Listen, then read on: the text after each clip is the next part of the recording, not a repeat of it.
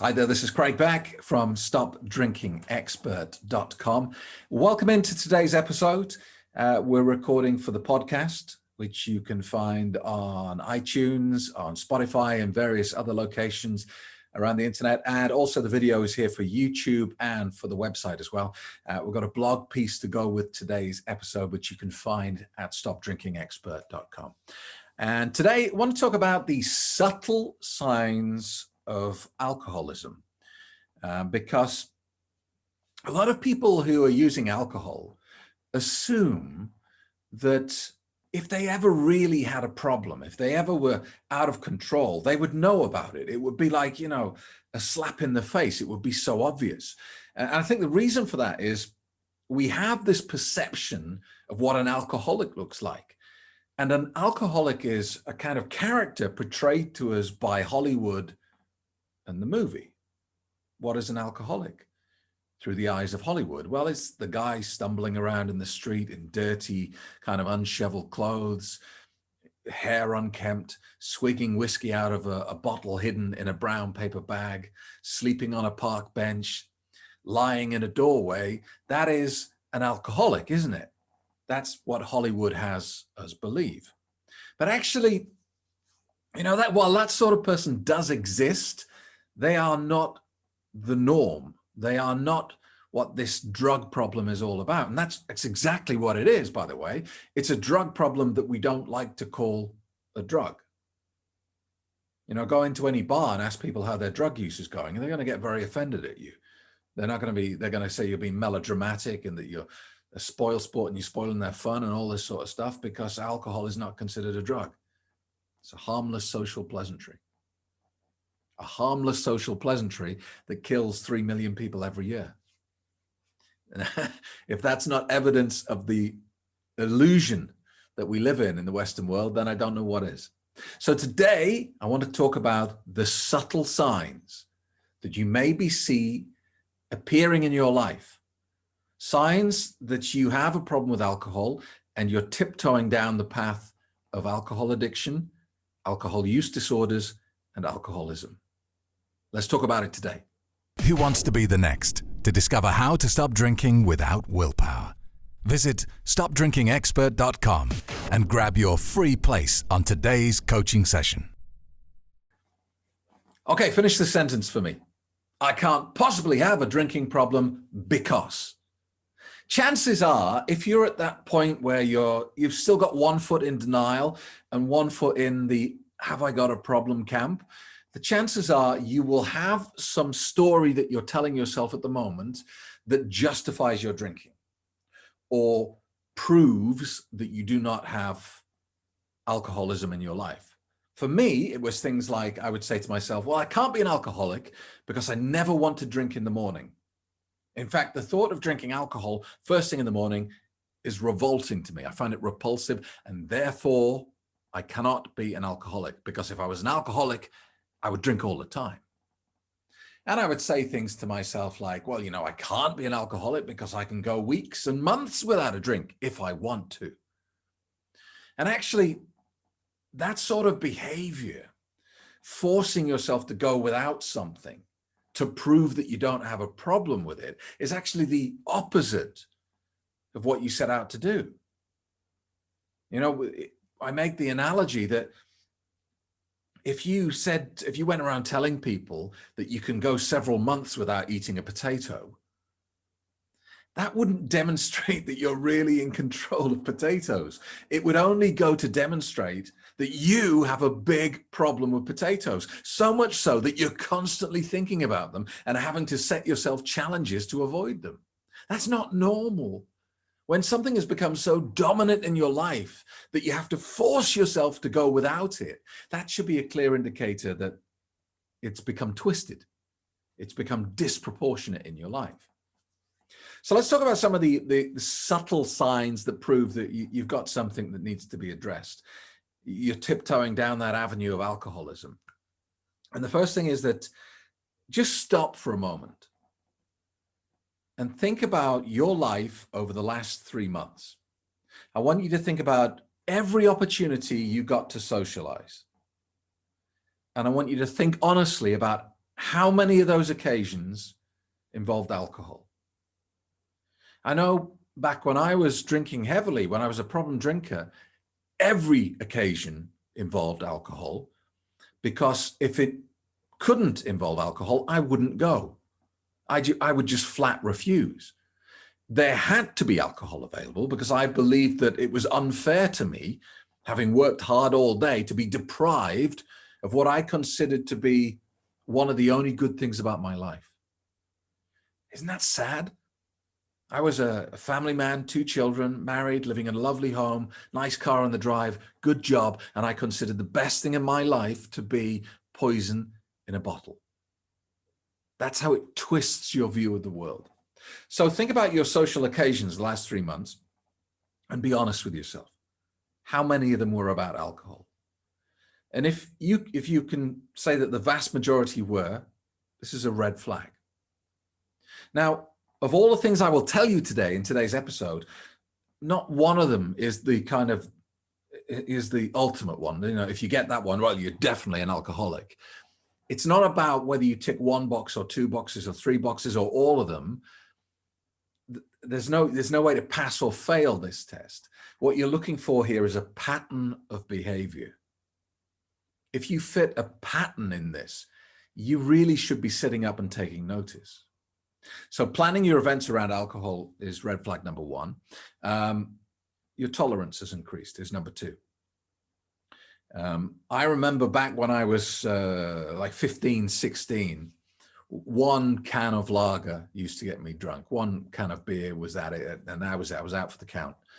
And then, you know, at the height of my drinking, a whole bottle of wine didn't really make any difference to me. I could drink a whole bottle of wine and appear entirely sober. The second bottle of wine would get me. But you can see how that was progressing. And if I'd let that journey continue, 2 bottles of wine wouldn't have made any difference to me. I would have needed half a bottle of whiskey. And then can you see where this is going?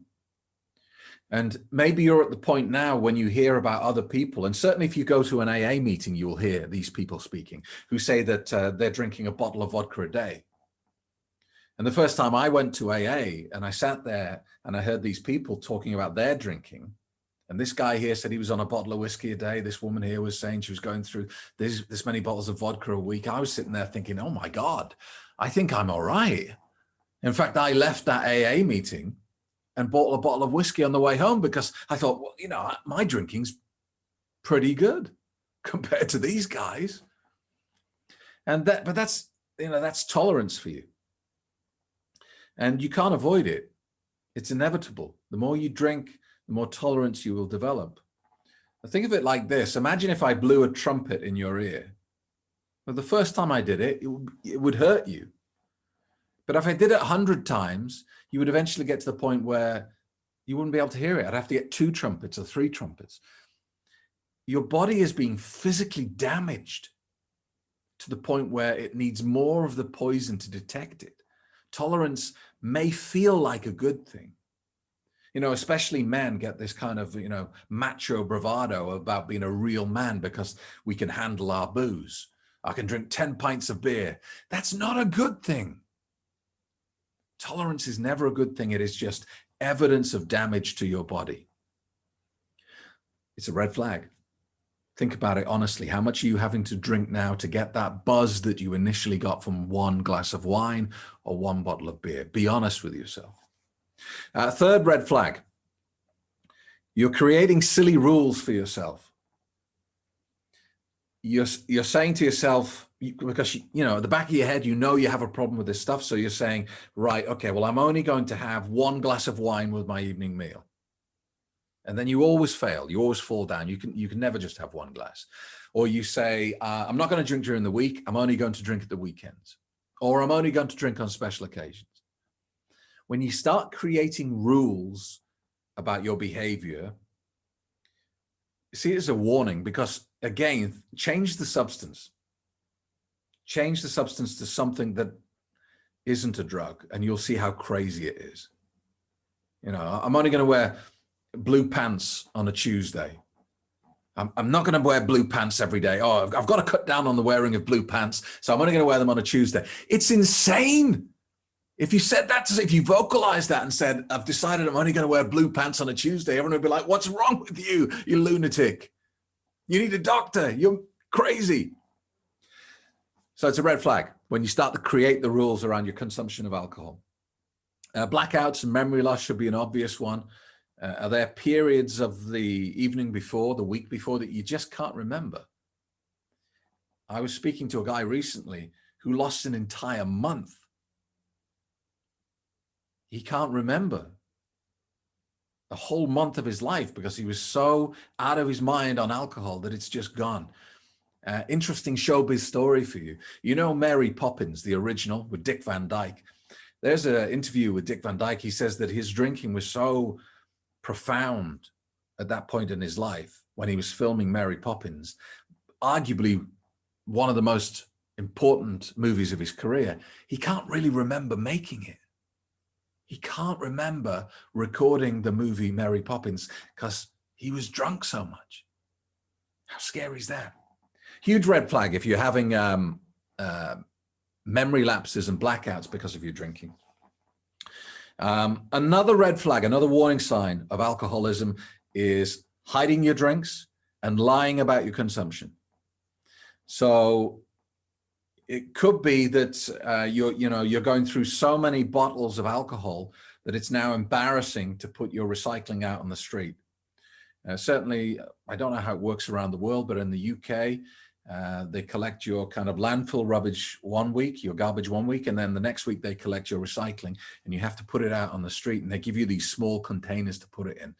And back when I was drinking, there was not enough space in the container for all the bottles, so we would have to sneak next door and hide our bottles in the neighbor's recycling bin.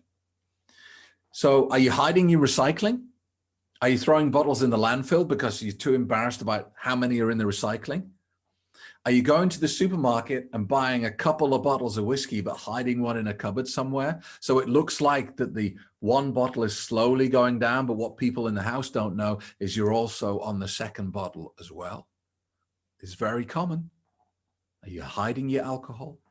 Are you drinking secretly when nobody's looking?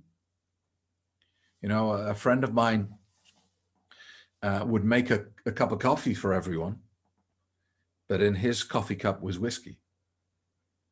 And he would never let you see inside the cup. So he would walk around with the cup like this. So it looked like he had a mug of coffee and he was slowly drinking whiskey all the time. When you start concealing the amount you're drinking like that, red flag. Let me think about a couple of others. Your physical appearance has changed. Have you noticed that you've started to get broken capillaries in your nose and around your cheeks? Little red blood vessels have burst and you have these little streaks of red around your nose. It's called drinker's nose. You'll see it. It's very common. You get kind of a red bulbous nose. This is because the alcohol affects your veins, your arteries, your blood vessels, and sometimes they burst and you get this damage appearing in your skin. Dramatic weight loss, dramatic weight gain, all indicators that alcohol is having an impact on your physical health. And also not just your physical health, but your mental health as well. Has your personality changed? And you may not notice that yourself, but think, have people who care about you, people who love you, commented on your mood swings, on your aggression, on your depression, on your anxiety, or whatever it is your mental health going downhill?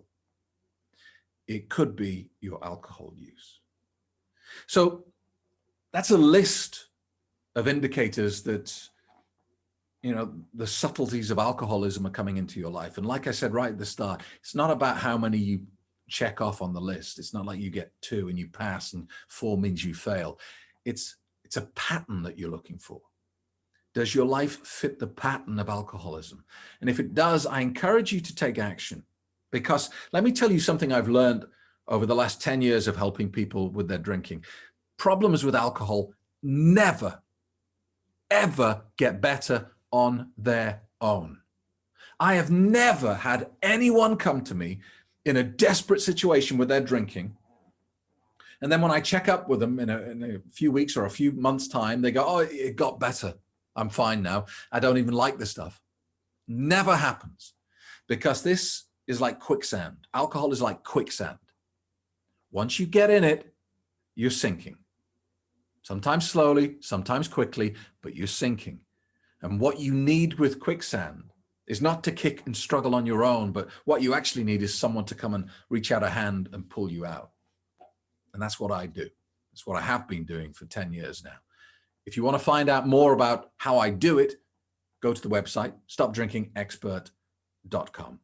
Thank you for being with me today. If you have any suggestions on what you would like me to cover in the podcast and on my YouTube videos, drop me an email and I'll try and create a video for you. Please like, subscribe, and comment wherever you're watching or listening to this. And I hope to see you in the next episode. Imagine no more hangovers, no more mornings of guilt and regret, and no willpower required to get there. Really consider this, because it's different. It's different to anything you can find out there, and it gives you real mental freedom from the clutches of alcohol. Get my best-selling ebook free today at stopdrinkingexpert.com. Without a doubt, if you can make it happen, if you can find a way, if it's something that you feel the heartstrings pulling, that you need to make a change in your life, then you need to pull out all the stops. Pull out all the stops to make it happen and be here. It's just so worth it. Why did I waste all those years? Being in my middle 60s now, I wasted so many years drinking. Find out why this is the net's only 5-star rated quit drinking solution. And get your free ebook today at stopdrinkingexpert.com.